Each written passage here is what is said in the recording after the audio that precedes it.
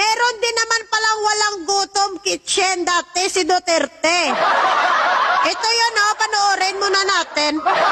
Test kitchen sa Cubao na may libreng pakain sa street kids. Wow! 3 beses isang araw Ketchup! ang pakain at may merienda pa. May mga volunteers din na Tapos nagtuturo sa kinamay pa. Yummy, yummy! Yummy! So good! Dugyot! Walang-wala sa walang gutom program ng ating Pangulo ngayon. Tingnan nyo, ito yung bagong bukas na walang gutom kitchen dyan sa Cebu. Makita nyo, ang ginahanda nilang pagkain, napakamasustansya at malinis, nakatray pa, na nakalagay sa maayos na lagayan. Yan yung deserve ng Pilipino! Hindi yung ketchup lang ipakain nyo, tapos may kasamang kamay pa nang nagsisirve. Di puta. Diba? Congratulations, Cebu! Meron na kayong walang gutom kitchen!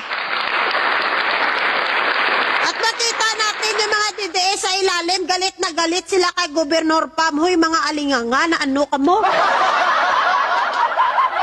Ayaw nila na magserbisyo si Gobernador Pam sa taga Cebu, kay gusto nila ang serbisyohan sa ang Duterte lang. Payag ba kayo, Cebu?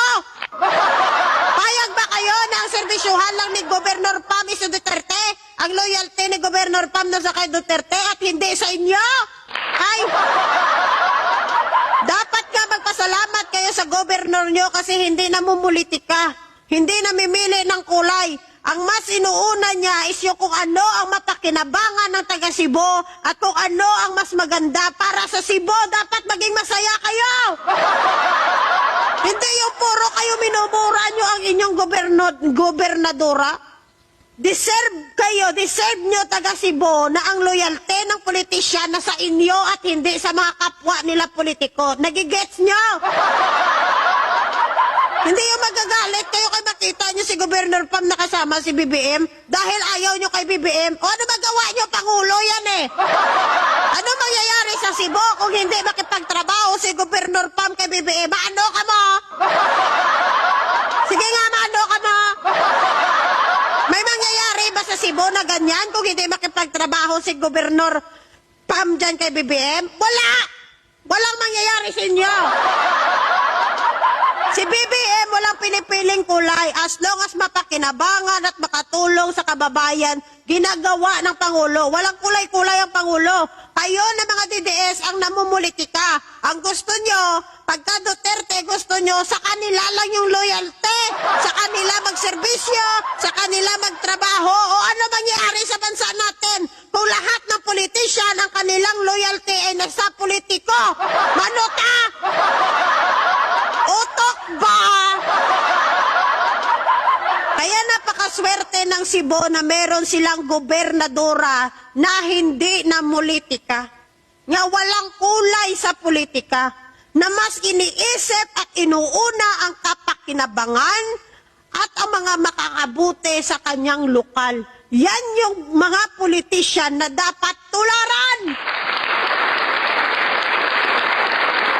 At sa mga hindi nakakaalam, lalong-lalo na sa mga DDS na pasyunga-syunga, itong walang gutom program ng ating Pangulo, isa ito sa way na nakakatulong din sa ating mga kababayang mga magsasaka. Sa mga farmers natin, alam nyo bakit?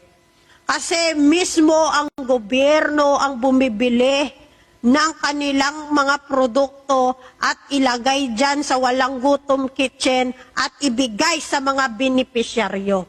So, dalawa ang purpose nito. May pinakain na ang ating gobyerno ng mga kababayan natin na naging benepisyare ng walang gutom program at natutulungan din ang ating mga magsasaka para hindi na rin sila mahirapan ibenta kung saan-saan ang kanilang mga produkto dahil mismo ang gobyerno na ang bumibili galing sa kanila. Di ba ang galing? Magaling, di ba? Nakakabilib, nakakahanga. Sana lang makita nyo yan. Maging masaya tayo kung merong nagagawang kabutihan ang ating mga politiko. Maano tayo ba, ma-appreciate din natin. Hindi naman sabihin na maging utang na loob natin yan sa mga politiko, pero kung may nagawang kabutihan, pasalamatan. Tinuruan naman siguro tayo ng ating mga magulang na magpasalamat, di ba? Simula tayong bata pa, maliit o malaking bagay, tinuturuan tayo ng ating magulang na magpasalamat. Ang mga politician, pinabayaran natin, pinapasahuran natin, no?